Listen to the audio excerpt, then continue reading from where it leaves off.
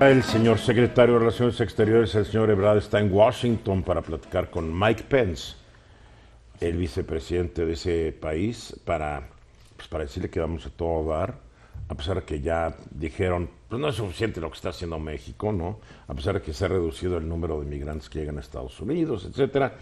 It's not enough, así lo dicen. Así es. Entonces ahí está el señor Ebrard para tratar de convencer al gobierno de Trump de que vamos muy bien y que sí es enough, ¿no? Pero por el otro lado sale la señora Bachelet, la expresidenta de Chile, que hoy es la alta comisionada para derechos humanos, y dice México cometió una violación consuetudinaria de los derechos humanos de estos migrantes. O sea, no queda uno bien con nadie, caray. No, pues mira, sobre todo yo creo que en la parte de la negociación con Estados Unidos, tú sabes que de naturaleza Donald Trump es muy difícil quedar bien con él, hacer una negociación vertical o una negociación recta.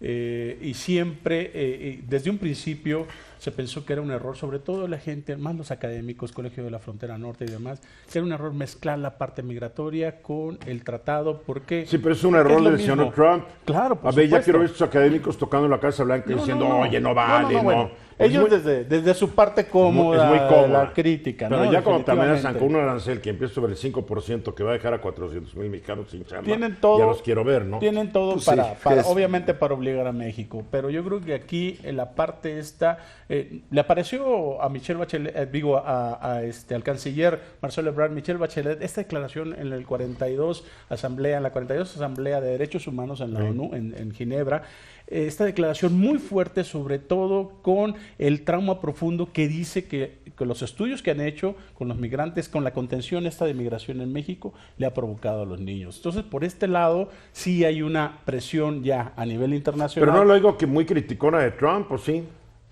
No, porque ella viene por partes. Viene, acuérdate de Venezuela. En Venezuela sí fue muy fuerte. Ya que vaya a Estados Unidos también para que vea cómo los trauman, definitivamente, ¿no? Y yo creo que esta parte se la quitaron un poco. Ahora, de última hora, Marcelo Ebrard cambia el tema y cambia la agenda del conversatorio con Estados Unidos. ¿En qué sentido? Pues era importantísimo que tocara la parte migratoria y ahora simple y sencillamente se van a ir con la parte del Tratado de Libre Comercio por un lado y por otro lado la solicitud de reducir el tráfico de armas. Sabemos que es un tema imposible en Estados Unidos. Digo, no podemos decir te vamos a parar el acuerdo migratorio si no detienes el tráfico de armas, porque no nada más depende, obviamente, del presidente.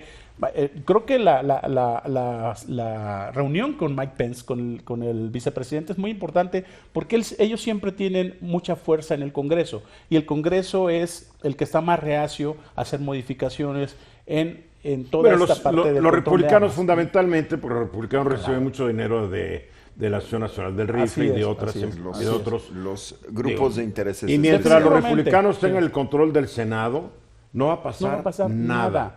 Entonces, vaya, el llevar esta agenda y decir, bueno, nosotros vamos a tratar de convencerlos sobre lo de armas, realmente yo creo que es un punto... A ver, ¿de quién es la frontera por la que entran las armas? La frontera por la que entran las armas de México. México es la que debería estar controlando su frontera. ¿De quién es la frontera por donde entran los migrantes? Y las drogas. Y las drogas. Estados Unidos. De los gringos, ¿no? Nada más que como los gringos son una potencia y nosotros somos un pigmeo, también nos echan la bronca de todo. O sea, México tiene que cuidar de nuestro lado que no entren drogas y no entren migrantes, y también de nuestro lado tenemos que cuidar que no entren armas.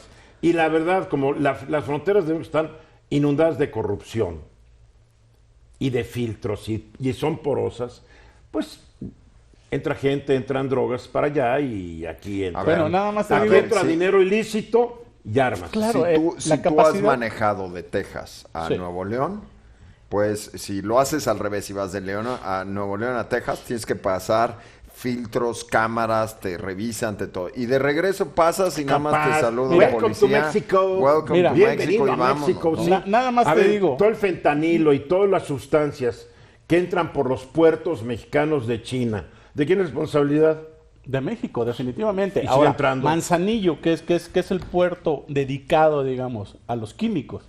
Ahí entra absolutamente todo, pero además la pregunta es ¿por la qué? capacidad de revisión de México es del 5% del tránsito. Entonces, es muy poco. Vaya, no, bueno, además si tú consideras como cualquier cártel de tráfico, de drogas, lo que sea, calculas o consideras una pérdida del 5%, pues que agarren el 5%. Entrando a Estados Unidos, Sí, porque la claro, mayor parte eso es por menos, autobuses, sí, por menos coches. del desperdicio de una fábrica cualquiera.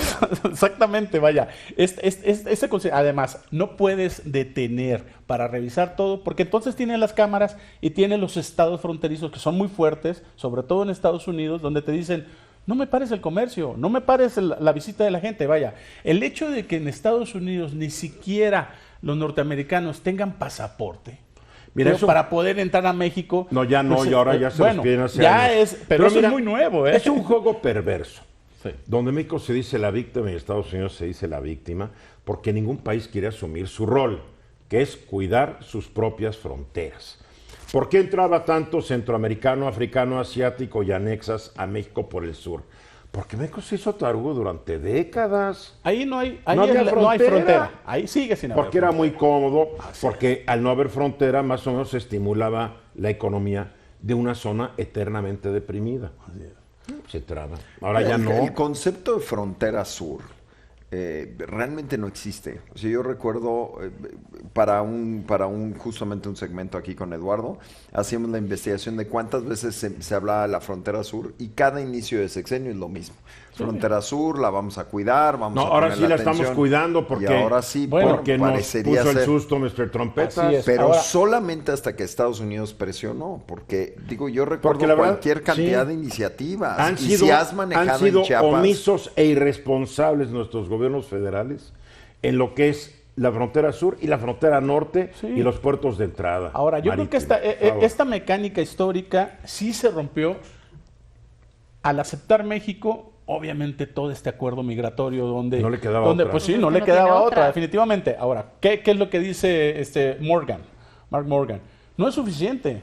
Sus 25,000 guardias nacionales tienen que seguir enfocando y tienen que seguir deteniendo y conteniendo migrantes. 25,000 cuando tenemos 60,000 nada más. Se les está dando prácticamente el Más de la 40% mitad, claro.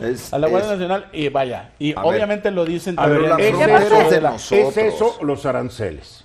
Y aparte Así te es. das cuenta, Bueno, Además, la frontera es de nosotros. Hoy el gobierno de López Obrador está pagando los pecados, corrupciones y culpas en el mal manejo de la frontera sur De los gobiernos últimos del 6 PRI. presidentes. No, de los últimos desde principios del siglo XX y antes. ¿Cuánto, A ver, cuánto duró el nadie. zar de la A frontera ver, sur? no Como cuidar 5 la meses. frontera, ¿Te acuerdas que hubo no un zar de cuidar la Y frontera le aparte te costó a das este país cuenta Texas. que A ver, el- no olvidemos eso. la seguridad de ambos países está interconectada.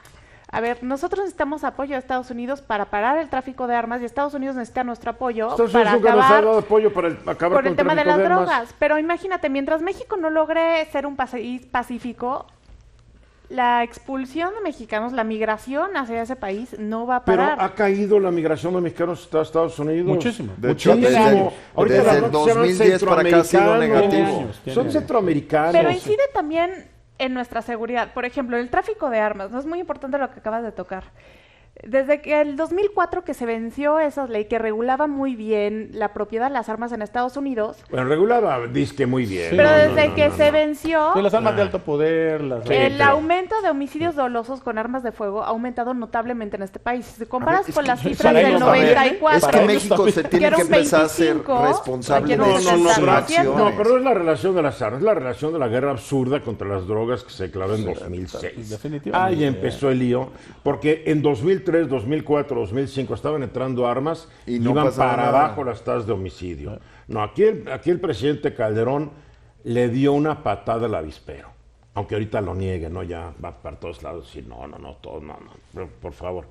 Entonces, aquí tenemos un lío que ningún país se quiere responsabilizar, porque es muy padre echarle la culpa al otro. Para los gringos es muy fácil decir, tenemos un problema de drogas porque nos los mandan los mexicanos. Sí, pero no combate. No combate a nivel interno. No para los Vaya, demanda. sí, porque por tiene fronteras, problemas de Cuando lo salud quieres para- que no porque quiere lo quieres reconocer. para que cada camión que pase lo puedan checar. No lo usan, ¿por qué? Porque porque hay muchos intereses. Hagámonos responsables México de nuestra casa. podría tener detectores de armas. No, para nada. Bienvenidos a México, güey, entren. La mayoría de las armas entran en coches particulares. ¿Dónde está el coordinador, Eduardo, de el tránsito de heroína, sobre todo de la parte de Guerrero? En Chicago. En Chicago están los mexicanos que coordinan esto. Y cuando entra la cocaína... Y lo sabe todo el mundo, ¿no? Y la cocaína de Colombia a veces entra en aviones y los radares dejan de funcionar. Por supuesto, pero están los coordinadores ahí. Nosotros necesitamos hacernos responsables de nuestro país. A mí me pone muy nervioso esta insistencia en que todos los problemas de México son de otros países y de otros dirigentes. Bueno, tenemos que hacernos responsables. Bueno, para concluir, mi querido Hugo. Bueno, yo creo que esto va a ser sin solución, definitivamente. Va a regresar el canciller Marcelo Ebrard sin nada.